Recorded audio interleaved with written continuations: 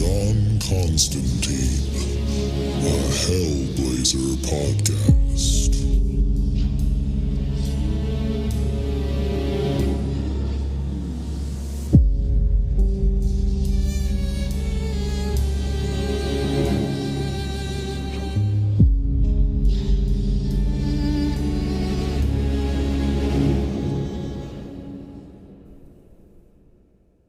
Hey there, everybody, and welcome back. Before we get into the episode, just want to let you know that this is the free version of the podcast, and all that means is that we are way behind where I'm at in Patreon. So if you are loving this podcast and you need more John Constantine in your life, definitely go check us out at patreon.com/planes, trains, and comic books and sign up for the Hellblazer tier, where you'll get access to the entire Hellblazer library that I've recorded so far. And also you'll get access to the exclusive episodes of the Planes, Trains, and Comic Books main podcast.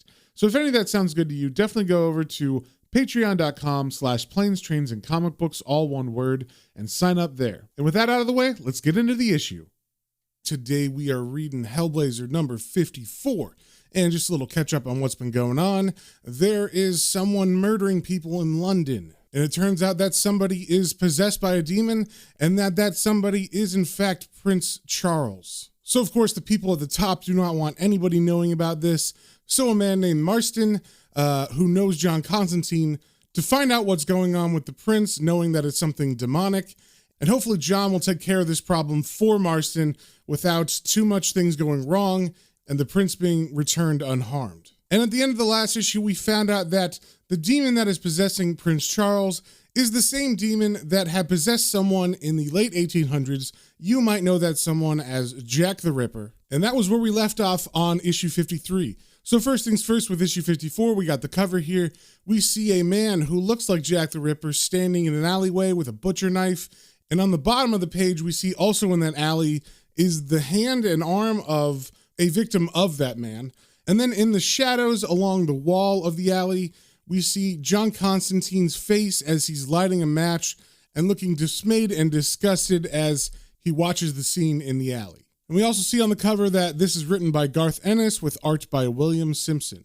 And on the first page, we see that Prince Charles is vomiting in an alley next to a dead body. And if you remember in the last issue, the demon had left Prince Charles in this alley when he was summoned to the seance that John and all the rich people were holding. So it seems that when Calibraxis, the demon, left the prince's body, it was not very fun for the prince because he was full of a dead person's flesh that he'd just eaten, which is why he's vomiting. And there's narration over this scene, and it says, "By the time the demon returns, the man's meat-gorged stomach has wrenched him from his coma. He vomits a river of torn muscle and connective tissue, a waterfall of flesh. It looks for all the world like dog food from hell. The demon Calibraxis forces the man to stop. That's the trouble with these bastard humans, it thinks. No stamina." Same thing happened last time. 100 years ago, Calibraxis had slaughtered 5 whores in Whitechapel before they caught its host. All the same, it had been fun while it lasted. And over this last part of narration, we get a full-page splash of the demon Calibraxis in his demon form. And we've already described him before, but last time we just saw his skull with some tentacles underneath. This time he's got a full body, and he has a humanoid form. He's got arms and legs and a torso, except they're all inside out, basically. So all that's showing is the muscle on top of bones.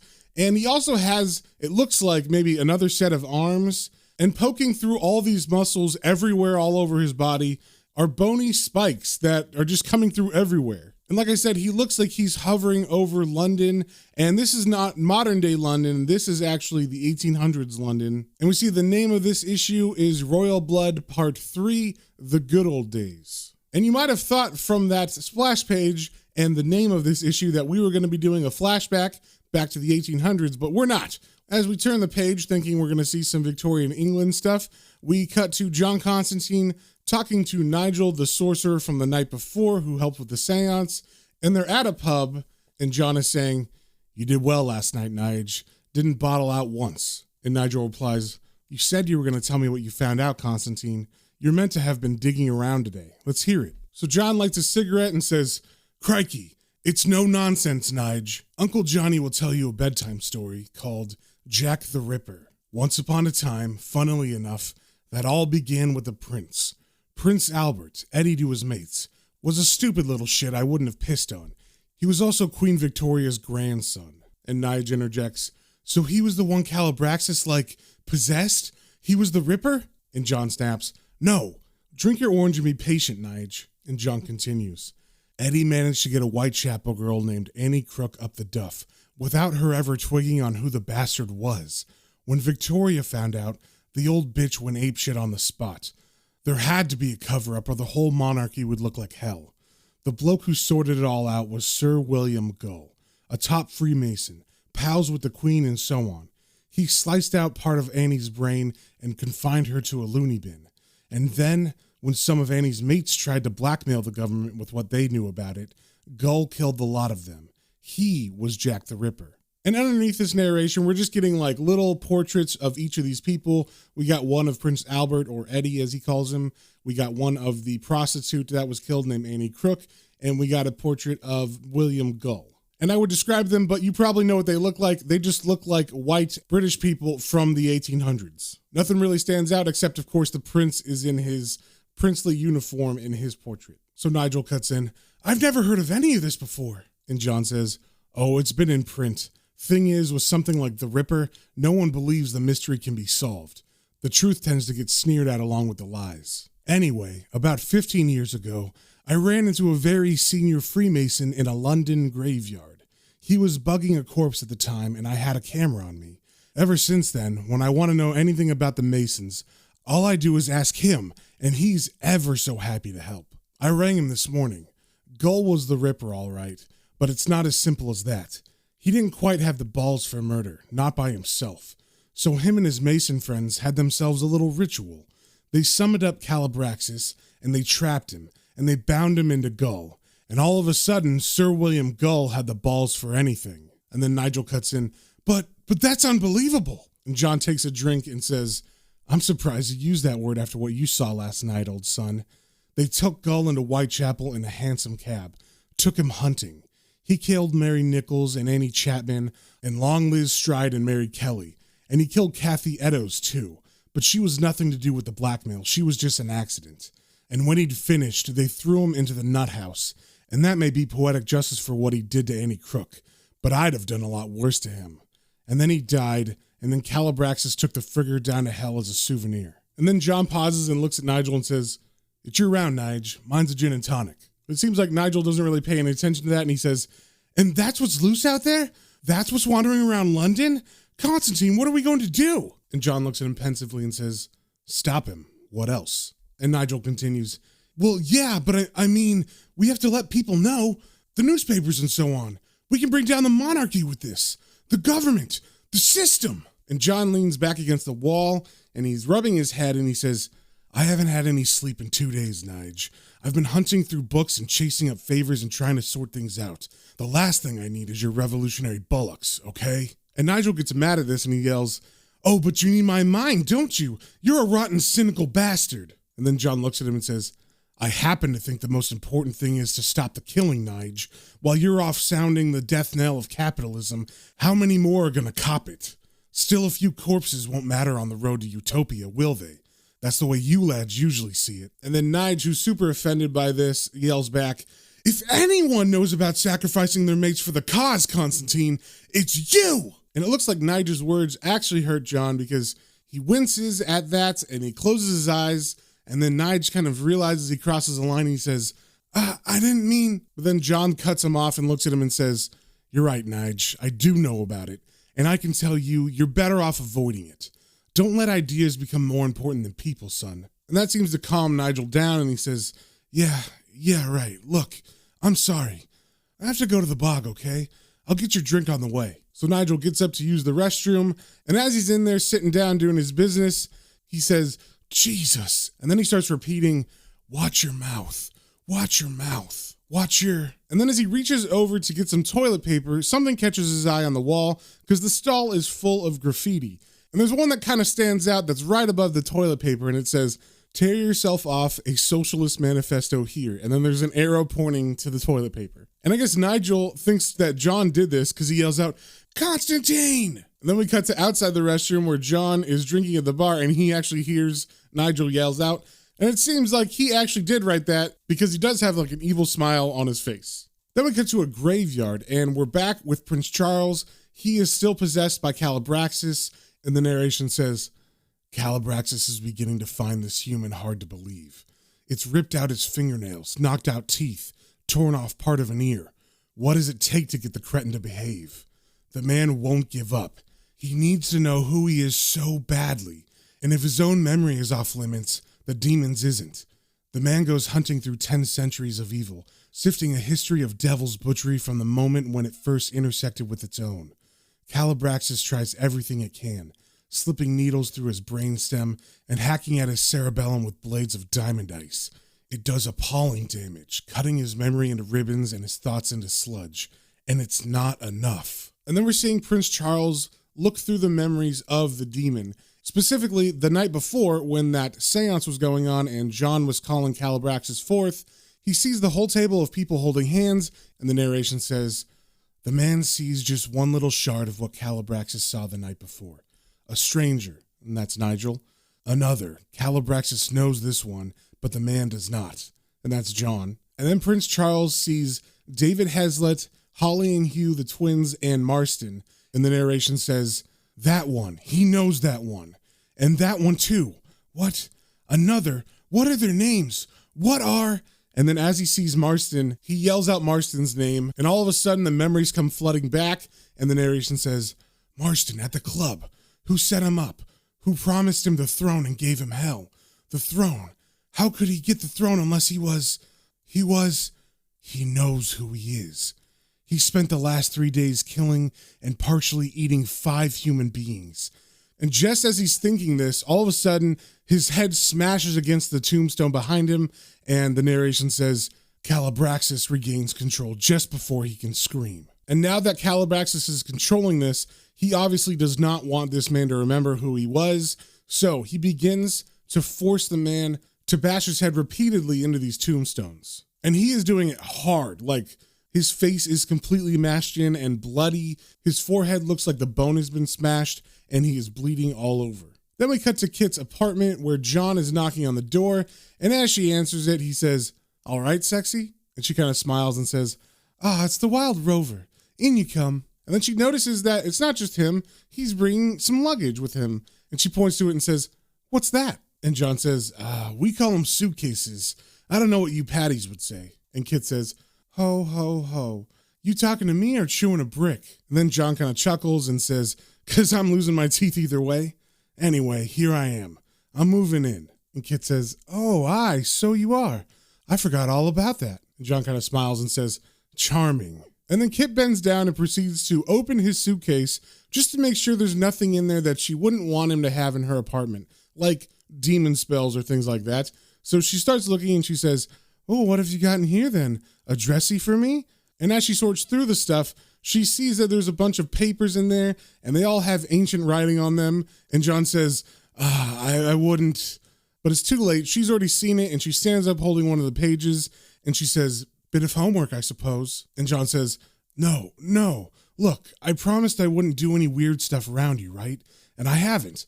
That's something I'm doing at the minute, sure, but I'm not doing it here. Honest, Kit. And as he was saying this, he was moving closer into her, and they're kind of about to embrace, and she says, okay. Well, seeing you just moved in, I'll cook the tea. What do you fancy? And then John proceeds to pull her closer, and he's just got a big smile on his face, and she knows what that smile means, and she says, not hungry then? And then as John pulls her closer to give her a kiss, he says, depends what's cooking. Then we cut to sometime later that day after they've had sex, and John is smiling, super happy, leaning against a wall somewhere on the street. I'm not sure exactly where he's at, but it seems like it's a place him and Nigel were supposed to meet, because as John's thinking and smiling back, and he has his eyes closed, daydreaming about Kit, Nigel comes up and says, what do you have a smile about? And John turns to him and says, just thinking about food. I'm surprised you're here, Nige. And Nigel says, yeah, well, I decided to play it your way, okay? And as they walk, John fills him on the plan and he says, good man, we're meeting Marston here at the club, and I'll explain the business about trapping Calibraxis. And Nigel says, trapping? Where do you get all this stuff, Constantine? And then John replies, You pick it up as you go along. Remember Ben Cox? And I had to think about it for a second, but I believe Ben Cox is one of John's friends from the Alan Moore Swamp Thing run that ended up dying. He always called him Benjamin. But it seems that Nigel knows him because he says, little guy with the stutter? And John replies, that's the boy. He lent me a thing called the Grimorium Verum, sort of a yellow pages for hell. And then John pulls out the pages that he had at Kit's apartment, and he says, that's Calibraxis's bit there. And as Nigel looks at it, he says, where is Ben anyway? And then John looks annoyed at him and says, hell, you want to give him a ring? But Nigel kind of ignores that and just continues to look at the page. And the page says on the top, Calibraxis, and then there's some kind of incantation written in Latin or something below it. And Nigel says, Christ, this is all Greek to me. What does it all mean? Is it magic? And John says, in a way, it's how you pull the demon out of whoever he's possessed at the time, and then send him back to hell. It's fairly straightforward when you know how. I've lost the bit about binding, but we don't need that anyway. And then they walk across the street to the Caligula Club where Marston is supposed to be waiting, and as they're walking, Nigel says, right, straightforward, you said. It won't be dangerous? And John turns to him and says, it'll be bloody lethal if we screw it up. We'll end up with our bollocks ripped off, make no mistake about it. And as they walk in, Nigel says, thanks for clearing that up. Then we cut to Marston's office inside the Caligula Club, and he is talking to one of the rich guys from the night before, David Heslett. And David says, they're on their way up then. And Marston says, Constantine and his psychic bullshit. And David says, who is this Constantine, Sir Peter?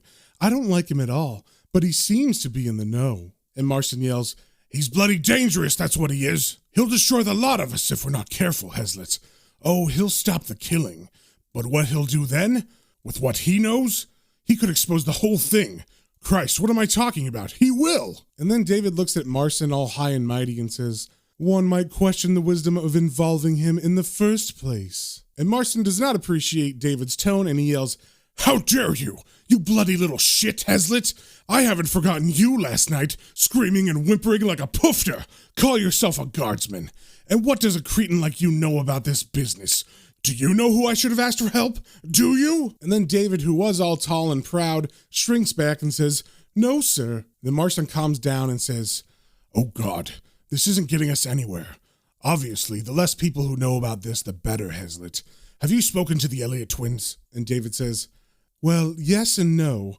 I think last night was a little too much for them, you see. They haven't actually spoken since. Not a word. And then Marston says, good Lord. Mind you, at least they won't give the game away. Constantine is supposed to have come up with some sort of scheme to, trap the demon. That, of course, will suit us down to the ground. Once this has been accomplished, however, it'll be a simple matter of covering the whole thing up. And as Marston says this, he walks over to the wall, and the wall has some, wood panel designs on it, and it just looks innocuous, but as he goes over to one of them, it turns out it is a secret door to a safe, and he opens the door, and he reaches in and pulls out a revolver. Then he walks over to David and hands him the gun, and he continues saying, and Constantine will hardly be required for that.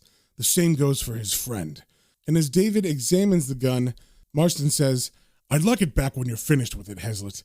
Sentimental value. So while that conversation was going on between Marston and David, John and Nigel are being escorted up to Marston's office by the butler. And Nigel tells John, I don't like this place one bit. And John tells him, don't let it rattle you, Nige. Nothing but a bunch of wankers. So as they're walking down this hall, of course they're passing a bunch of different room doors. And one of the doors swings open right after John spoke, and a man comes out in full bondage gear. He's wearing a leather daddy hat, and he's got a mask and a bunch of harnesses on. And the man yells out, I thought I recognized that voice. Constantine. And John, of course, doesn't recognize him because he's got on all this leather gear, and John just says, huh? And Nigel yells out, Jesus. And John's narration says, the suit phases me for a second, but you couldn't mistake those royal tones. Old Coke knows again. So if you remember from the last issue, John had a run-in with the brother of Prince Charles, who is Prince Andrew, I believe. They don't say his name, of course, and I'm guessing because Prince Charles actually has two brothers. But from the drawing, I kind of matched the pictures, and I believe this is supposed to be Prince Andrew. And in the last issue, while Prince Andrew was talking to John and snorting cocaine in one of these rooms, and I actually got this wrong in the last issue, I think. I thought that John had just pointed out that Prince Andrew had snorted his uncle's ashes on accident. But what I think actually happened is John made him think through the power of magical suggestion, made him think that he had snorted his uncle's ashes. But I don't think he actually did, because he says, "You dirty little bastard. I'll get you for that trick with the ashes. I'll frickin' kill you, you shit." And the narration says, "I think he's saying hello." And then John proceeds to give him the finger. And of course, Prince Andrew starts freaking out. And the narration says, "I'm sick of this whole business. Stupid royal arseholes and their stupid rich boy pissing about and all this endless bollocks. Let tonight be an end to it." And with that weird confrontation over, John is led into Marston's office by the butler. And as he enters, John says, "All right, Marston." And Marston says, "Constantine." And then John sees that Hezlet is there and says, "And Hezlet, I didn't expect to run into you again." And Hezlet looks at him disdainfully and says, "Oh?" And John replies, "Yeah, last time I saw you, you were crying and filling your pants with shit. Mummy wiped your arse and told you it was all a nightmare, huh?" And David begins to yell, but John doesn't pay any attention to him. He turns to Marston and says, "Any more news then?" And Marston says, "2 more yesterday. A boy and a woman. Can you stop it?" And then he hands John the paper that shows the details of those murders. And as John looks through it, he says, "Yeah." And then Marston asks, "And the host won't be harmed?" And then John looks at him kind of annoyed and says, "This little boy was 10 and he got his face eaten off, Marston. It depends how I feel." Then we cut to outside the Caligula Club in the same area that John was waiting outside earlier. And we see that Prince Charles is running towards the front door. And the narration says, "Calibraxis slices into the nervous system, turns off the mind and heads straight for the Caligula Club. That seance last night, that's what started the trouble. When those mortal pricks started sniffing around, and set the man thinking. And if they believe they can get off with that, they've got a shock coming. That arrogant blonde bastard, the one who wasn't scared, the one who faced Calibraxis down.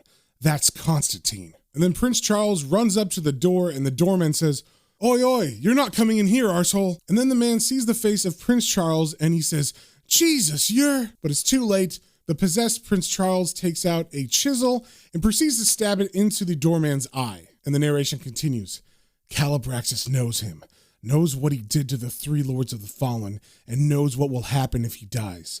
Bound to take his soul, the 3 will go to war. Hell will fall to heaven, then the Redeemer will cast them into the lake of fire.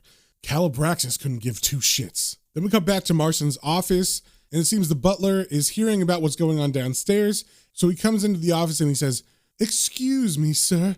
A matter has arisen which I'm told requires your attention." And Marston looks and says, "What?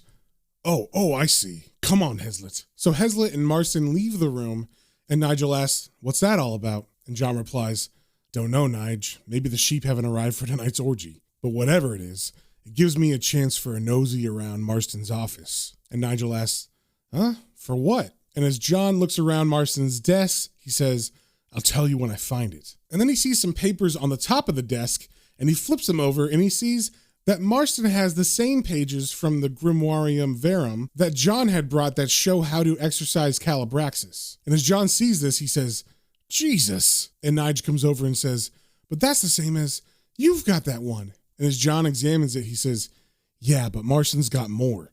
The binding spell for Calibraxis is here too. How to conjure him into someone's body, all that.